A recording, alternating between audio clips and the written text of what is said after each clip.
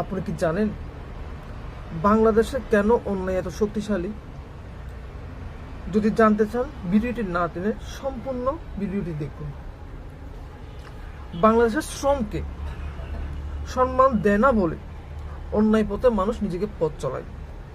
তাই তো অন্যায় এত শক্তিশালী হয়ে উঠতে পেরেছে। যেমন ধরুন, চাঁদাবাজি, দখল, সব ধরনের অন্যায় এখন অনেক বেশি শক্তিশালী এবং সুসংগঠিত।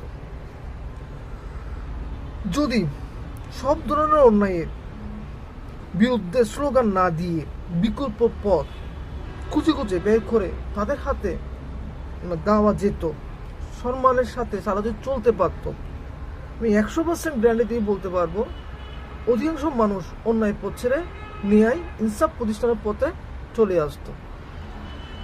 আর আপনাদের যদি আমার কথাগুলো শুনে উপকৃত হন, যদি মনে হয় মানুষের উপকার হবে, তাহলে বেশি বেশি শেয়ার করুন, লাইক করুন, কমেন্ট করুন এবং সাবস্ক্রাইব করুন।